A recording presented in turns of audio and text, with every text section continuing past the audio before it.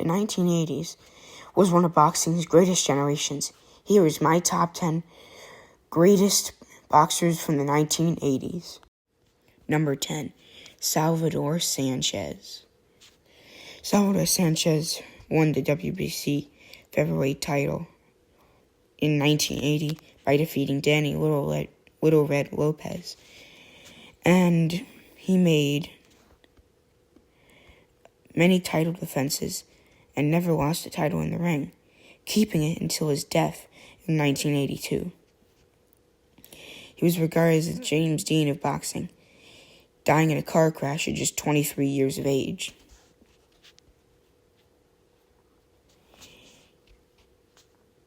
One of his greatest fights was against the undefeated Wilfredo Gomez,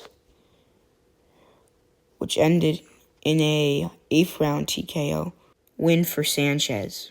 Sanchez won his last fight by TKO in the 15th round over undefeated Ghanaian Azuma Nelson. Fight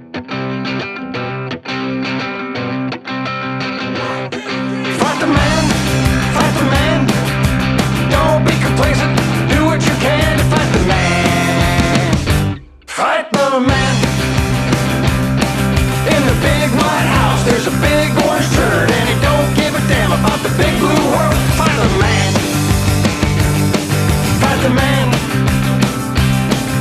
Defend the Constitution, article that calls before liberty dies. The thunderous applause. Fight the man.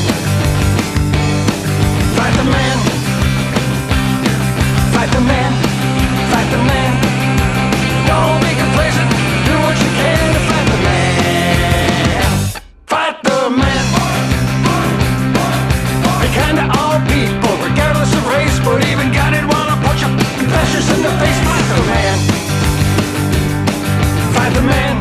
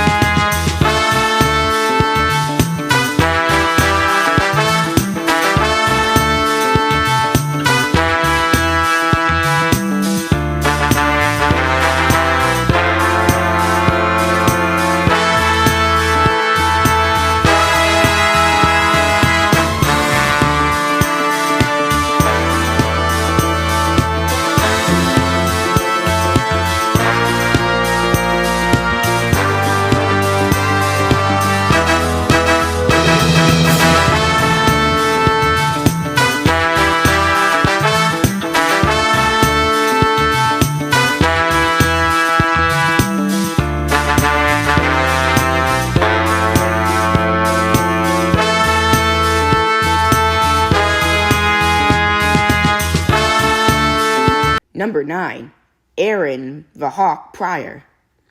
Aaron Pryor was a 2-time super lightweight champion of the world, holding the WBA and Ring Magazine title from 1980 through 1983, and then the IBF title from 1984 to 1985.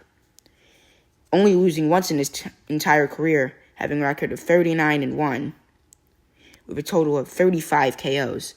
Aaron Pryor was a big puncher with a lot of power, rattling off most of his opponents and most of his title defenses, never losing his titles in the ring.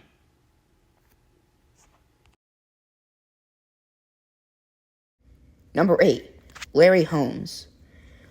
Holmes won the WBC title in 1978, defeating Ken Norton via split decision, and then went on a long spree of defending it, beating Muhammad Ali in 1980 for the lineal title, winning the Ring Magazine heavyweight title also in 1980.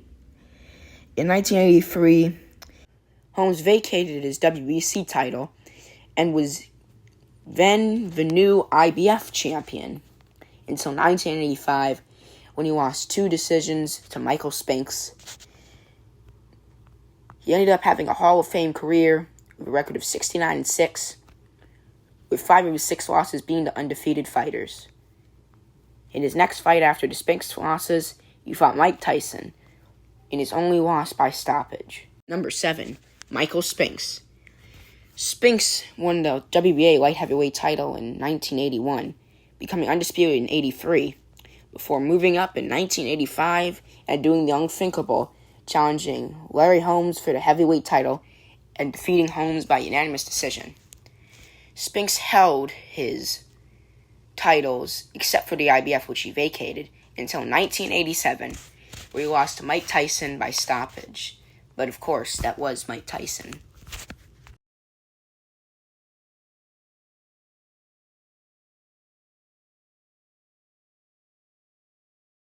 Number 6, Hector Macho Camacho. Camacho was a beast, winning titles in super featherweight, lightweight, and light welterweight. He also fought all the way up to super middleweight, beating greats such as Sugar Ray Leonard, Roberto Duran, Julio Cesar Chavez, and Felix Trinidad, as well as Oscar De La Hoya, building a great record of 79-6-3, with a total of 38 KOs. Never being stopped in his career, Camacho was one dangerous fighter in his 30-year career. And a legend.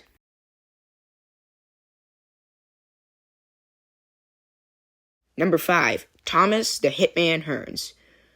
Hearns was one of the 4 kings, being a champion all the way from welterweight to light heavyweight, defeating the likes of Roberto Duran and Wilfred Benitez, also fighting Iran Barkley, Marvin Hagler, and Sugar Ray Leonard twice. Hearns was trained the Kronk style by trainer Emmanuel Stewart.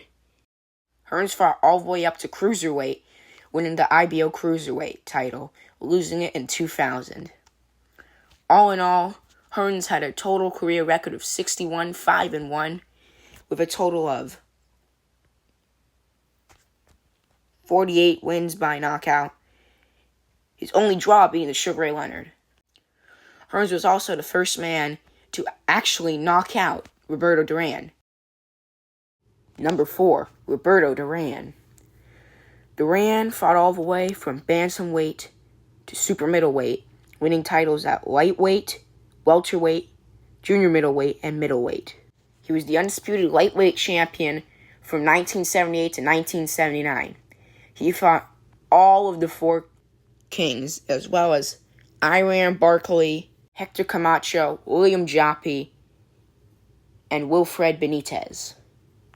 Duran went 71-1 before defeating Sugar Ray Leonard to become WBC welterweight champion, losing the rematch. Duran would fight until 2001, ending his career with a record of 103-16, with 70 KOs. Number 3, Julio Cesar Chavez. Chavez started boxing in the year 1980.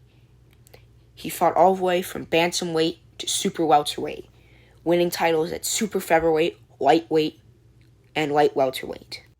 He went 87-0 before drawing to Pernell Whitaker and went a total of 89-0-1 before losing to Frankie Randall. Chavez retired with a record of 107-6-2, with a total of 85 wins by stoppage. He fought Costa Tszyu, Pernell Whitaker, Meldrick Taylor, Oscar De La Hoya, and Hector Macho Camacho.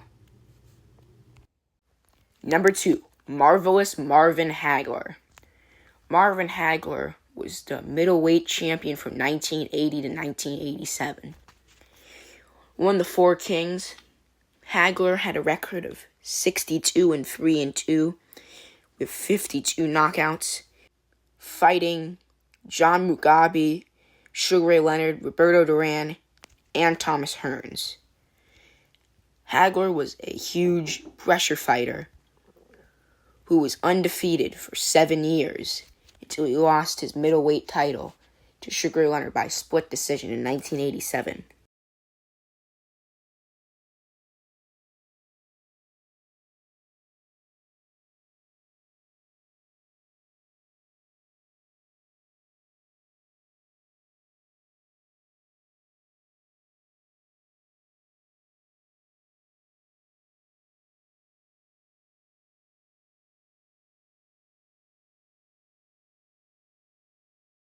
Number 1, Sugar Ray Leonard. Nicknamed Sugar after the great Sugar Ray Robinson, Leonard won an Olympic gold medal in 1976 before turning pro. He's the only man of the Four Kings to defeat the other Four Kings and won titles from welterweight all the way up to light heavyweight, also being the inaugural super middleweight champion, WBA light middleweight champion, and WBC middleweight champion in between. He was undisputed at welterweight after stopping Tommy Hearns in the 14th round, giving Hearns his first defeat. Leonard fought until 1997, losing to Hector Camacho in his only defeat coming by stoppage, ending his career record of 36-3-1 with 25 wins by stoppage. Leonard was the first man to stop Thomas Hearns as well as Roberto Duran. Please like and subscribe.